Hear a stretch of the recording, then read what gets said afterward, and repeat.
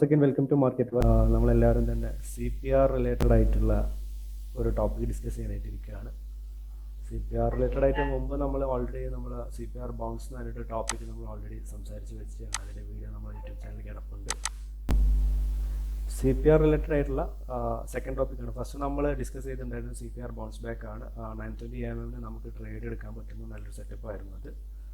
അപ്പം ഇപ്പം നമ്മൾ ഡിസ്കസ് ചെയ്യാൻ പോകുന്നത് CPR ബ്രേക്ക് ഔട്ട് സ്ട്രാറ്റജിയാണ്. ബിഗിനർ ലെവലിലുള്ള ആർക്കും നല്ലപോലെ യൂസ് ചെയ്യാൻ പറ്റിയുള്ളൊരു സ്ട്രാറ്റജിയാണ്. Okay, fine. അപ്പം CPR എന്ന് പറഞ്ഞു കഴിഞ്ഞാൽ എന്താണ്? CPR ഒരു ഗ്ലോറിഫൈഡ് ആയിട്ടുള്ള സപ്പോർട്ടോ അല്ലെങ്കിൽ റെസിസ്റ്റൻസോ ആയിട്ട് നമുക്ക് കൺസിഡർ ചെയ്യാവുന്നതാണ്. CPR എന്ന് പറഞ്ഞു കഴിഞ്ഞാൽ രണ്ടാമത് പറയുന്നത് ഇറ്റ്സ് എ ലീഡിങ് ഇൻഡിക്കേറ്റേഴ്സ്.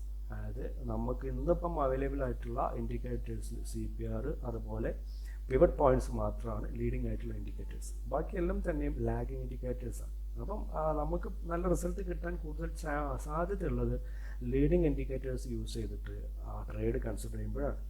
അതാണ് നമ്മൾ എപ്പോഴും ഈ ലീഡിങ് ഇൻഡിക്കേറ്റേഴ്സ് ആയിട്ട് CPRും പിവറ്റ് പോയിന്റും മാത്രം കൺസിഡർ ചെയ്യുന്നത്. മറ്റുള്ളതൊന്നും നമ്മൾ എസ്പെഷ്യലി ഞാൻ കൂടുതലായിട്ട് കൺസിഡർ ചെയ്യാറില്ല. എൻ്റെ സെറ്റപ്പിലും തന്നെ CPRൽ ഓറിയൻറ്റഡ് ആണ്. അപ്പം നമുക്ക് ഫർദർ ഡിലേ ഇല്ലാണ്ട് തന്നെ നമ്മുടെ സെറ്റപ്പിനകത്തേക്ക് വരാം.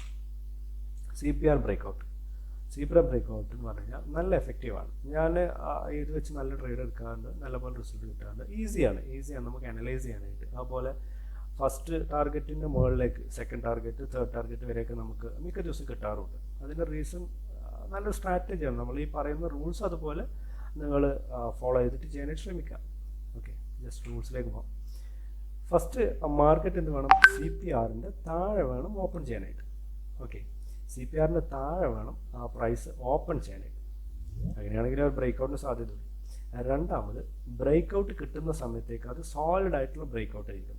വിച്ച് മീൻസ് നമുക്കിപ്പം ഒരു CPR ആണ് ഈ കിടപ്പുള്ളെങ്കിൽ അതിൻ്റെ മുകളിൽ ഒരു വിക്ക് മാത്രം വന്നിട്ട് എന്ത് ചെയ്യരുത്? ബ്രേക്ക്ഔട്ട് തരരുത്.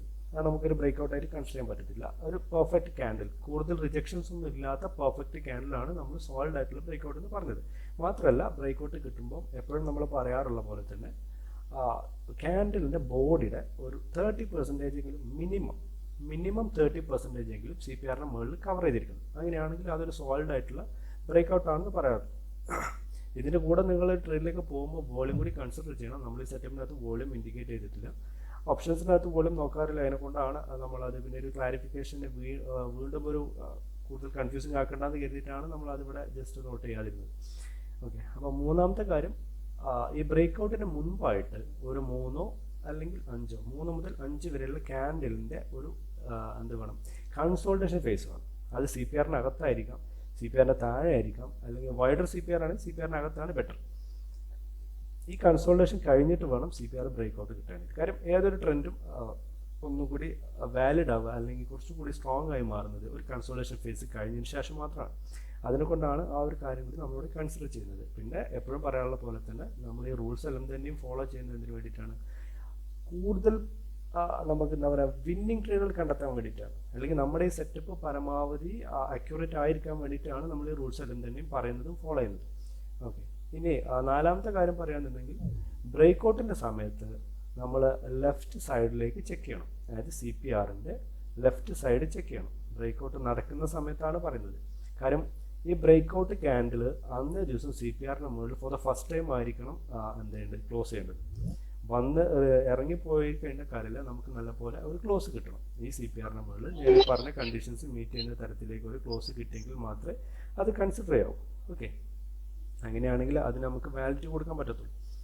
അതാണ് CPR ബ്രേക്ക്ഔട്ട് സ്ട്രാറ്റജിയിൽ മെയിനായിട്ടുള്ള ഇമ്പോർട്ടൻ്റ് ആയിട്ടുള്ള കാര്യം ഈ CPRൻ്റെ മുകളിൽ പ്രൈസ് എപ്പോഴാണോ വരുന്നത് അന്നേരം നിങ്ങൾ അന്നേ ദിവസത്തെ CPRൻ്റെ ബിഗിനിങ്ങിലേക്ക് നോക്കുക, അല്ലെങ്കിൽ സ്റ്റാർട്ടിംഗ് പോയിന്റിലേക്ക് നോക്കുക. അതുവരേക്കും വേറെ ഒരു ക്യാൻഡിലും തന്നെ CPRൻ്റെ മുകളിൽ ക്ലോസ് ചെയ്തിട്ടുണ്ടാവരുത്. അങ്ങനെയാണെങ്കിൽ നമുക്കിത് നല്ലൊരു റിസൾട്ടിംഗ് ആയിട്ടുള്ള ബ്രേക്ക്ഔട്ടാണ് കൺസിഡർ ചെയ്യാൻ പറ്റത്തുള്ളൂ. അല്ലാത്ത പക്ഷം മുമ്പ് പ്രൈസ് വന്നിട്ടുള്ളതാണെങ്കിൽ പിന്നീട് നമുക്ക് കിട്ടുമ്പോൾ ഈ മേ ബി ബ്രേക്ക്ഔട്ട് ഓക്കെ ആയിരിക്കാം, പക്ഷേ നമ്മൾ ആസ് പെർ തിയറി നമ്മൾ സ്റ്റിക്ക് ടു ദ റൂൾസാണ്. അപ്പം ഈ റൂൾ എന്താണോ പറയുന്നത് അതുപോലെ തന്നെ ഫോളോ ചെയ്യാനായിട്ട് ശ്രമിക്കാം. പിന്നീട് വരുന്ന കാര്യമാണ് നമുക്ക് ടൈം ഫ്രെയിം. അതായത് 10:30 to 2 PM വരെയാണ് നമ്മൾ ടൈം ഫ്രെയിം തിയറിറ്റിക്കൽ ഇതിന് പറയുന്നത്. പക്ഷേ നമ്മൾ 9:20 AM മുതലുള്ള CPR ബൗൺസിൻ്റെ കാര്യം പറഞ്ഞിട്ടുണ്ട്. അത് നമുക്ക് 10:30 വരെയൊക്കെ കൺസിഡർ ചെയ്യാവുന്നത്. നല്ല ബൗൺസ് കിട്ടി ഓക്കെ ഉള്ള ട്രേഡ് ചിലപ്പം ആ പ്രോഫിറ്റിലേക്ക് നീങ്ങുന്ന അല്ലെങ്കിൽ സ്റ്റോപ്പ് ലോസിന് ഈ ഒരു ടൈം ഫ്രെയിമിലായിരിക്കും. അതുകൊണ്ടാണ് അതിന് ശേഷമുള്ള ടൈം ഫ്രെയിം നമ്മൾ സെലക്ട് ചെയ്യുന്നത്. ഇനി ഇതിന് മുമ്പേ നമ്മൾ സെലക്ട് ചെയ്യുമ്പോൾ അത് 9:20 ആ ബൗൺസ് തന്നെ സെറ്റപ്പിലേക്ക് വരും. അതുകൊണ്ടാണ് നമ്മൾ 10:30 കൂടി സെലക്ട് ചെയ്യുന്നത്. തിയറിറ്റിക്കലി 10:30 to 2 PM ആണ്. മോസ്റ്റ് പ്രോബബ്ലി ഈ 11:30 to 12:30 നിങ്ങൾക്ക് ബ്രേക്കൗട്ട് കിട്ടുവാണെങ്കിൽ ഒന്നുകൂടെ റീതിങ്ക് ചെയ്തിട്ട് അല്ലെങ്കിൽ ഒന്ന് റീചെക്ക് ചെയ്തതിന് ശേഷം എൻട്രി എടുക്കാനായിട്ട് ശ്രമിക്കുക. അത് സെക്കൻഡ് ടൈം സ്ലോട്ടിൻ്റെ ഒരു പ്രശ്നമാണ്. നമ്മൾ മുൻപേ കൂട്ടിയിട്ട് ഒരു സെഷൻ്റെ അകത്ത് പറഞ്ഞിട്ടുണ്ട്. ഇനി വരുന്നത് സ്റ്റോപ്പ് ലോസ് ആണ്. സ്റ്റോപ്പ് ലോസ് എന്തായിരിക്കണം? CPR വൈഡർ ആയിട്ടുള്ള CPR ആണെങ്കിൽ CPRനകത്തുള്ള കൺസോൾട്ടേഷൻ ഏരിയക്ക് താഴെ ആയിരിക്കണം. അതല്ലെങ്കിൽ ബിലോ CPR ആയിരിക്കണം. ഞാനിവിടെ സജസ്റ്റ് ചെയ്യാൻ എപ്പോഴും ബിലോ CPR കൺസിഡർ ചെയ്യാനാണ്. വൈഡർ സ്റ്റോപ്പ് ലോസ് ആയിരിക്കും, പക്ഷേ സ്റ്റോപ്പ് ലോസ് ഹിറ്റ് ചെയ്യാനുള്ള ചാൻസ് കുറവായിരിക്കും. ഓക്കെ, ഇനി ജസ്റ്റ് എക്സാമ്പിളിലേക്ക് നമുക്ക് പോകാം. സ്ക്രീൻ കാണാൻ പറ്റുന്നുണ്ട് വിചാരിക്കുന്നു. അപ്പം അതിനകത്ത് നിഫ്റ്റി ബാങ്കിൻ്റെ ഒരു ചാർട്ടാണ്. അപ്പം ഇതിനകത്ത് എന്താണ് പ്രൈസ് ഇൻസൈഡ് CPR ആണ്, ഓപ്പൺ ആയിട്ടുള്ള കുഴപ്പമില്ല. പക്ഷേ ബ്രേക്കൗട്ടിന് മുമ്പായിട്ട് CPRൻ്റെ താഴെ കുറച്ച് സമയം കൺസോൾട്ടേറ്റ് ചെയ്തിട്ടുണ്ട്. അതിനുശേഷം CPR ബ്രേക്കൗട്ട് തരുന്നു. ബ്രേക്കൗട്ടിന് മുൻപായിട്ട് ഈ ഒരു റീജിയനിൽ, കറക്റ്റ് പറഞ്ഞു കഴിഞ്ഞാൽ ഈ ഒരു റീജിയനിൽ നമുക്ക് കൺസോൾട്ടേഷൻ ഫേസ് കിട്ടിയിട്ടുണ്ട്. അതായത് സെൻട്രൽ CPRൻ്റെയും ടോപ്പ് CPRൻ്റെയും ഇടയിലായിട്ട് കൺസോൾട്ടേഷൻ കിട്ടിയിട്ടുണ്ട്. ഇത് നമുക്കൊരു ബ്രേക്കൗട്ടായിട്ട് പറയാവുന്നതാണ്. കാര്യം ഇതിന് മുമ്പ് പ്രൈസ് ഒന്നും തന്നെ ഇവിടെ എവിടെയും വന്നില്ല. റിജക്ഷൻ നമുക്ക് ഒഴിവാക്കാം കേട്ടോ. അതായത് ക്യാൻഡിൽ ഇതുപോലെ ക്യാൻഡിൽ വന്നിട്ട് ഇപ്പം CPRൻ്റെ ഈ ഒരു റീജിയനിൽ നിന്നിട്ടാണ് ഇങ്ങനെ ക്യാൻഡിൽ മാത്രം വരുന്നതെങ്കിൽ നമുക്കത് ഒഴിവാക്കാം. അപ്പം പിന്നെ അത് ടെൻഷൻ അടിക്കേണ്ട കാര്യമില്ല, അത് കൂടി കൺസിഡർ ചെയ്യാവുന്നത്. അല്ലാതെ പക്ഷെ നമ്മൾ ഇങ്ങനെ കിട്ടിയിട്ട് പിന്നെ ഇത്രയും ഒരു ക്യാൻഡിൽ വന്ന് വീണ്ടും ഒരു വലിയ റിജക്ഷനൊക്കെയാണ്, അതും കൂടി ഒഴിവാക്കണം. അത് ഈ പ്രൈസ് റിജക്ഷനാണ് വിക്ക് കാണിക്കുക.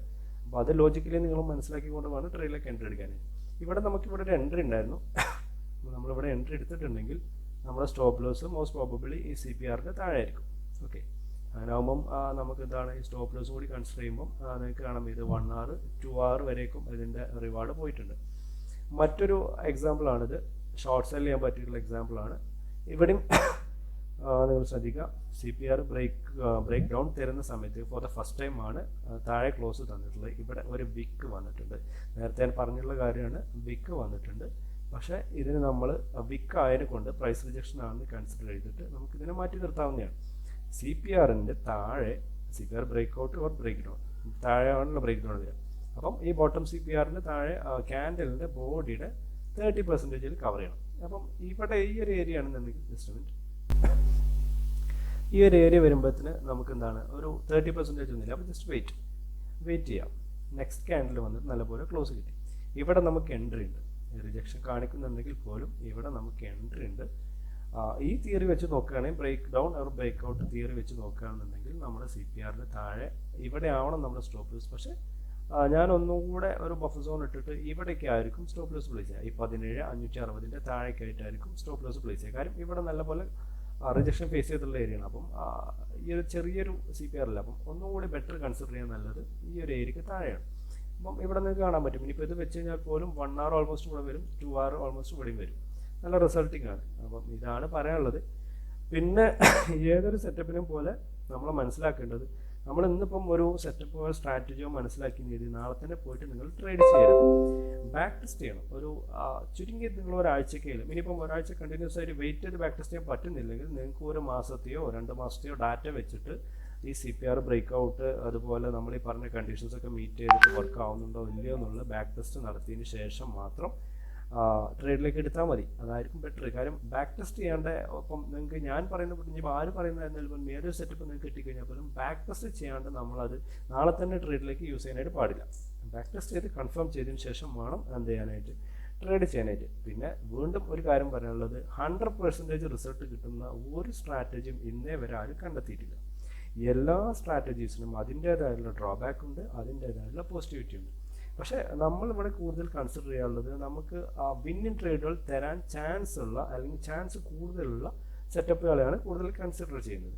അപ്പം ആ ഒരു മൈൻഡിൽ മാത്രമായിട്ട് ട്രേഡിലേക്ക് വരിക. അതുപോലെ റിസ്ക് റിവാർഡ് പൊസിഷൻ സൈസിങ് എല്ലാം തന്നെയും ചെയ്തിട്ട് മാത്രം ആ ട്രേഡ് ചെയ്യാനായിട്ട് ശ്രമിക്കുക.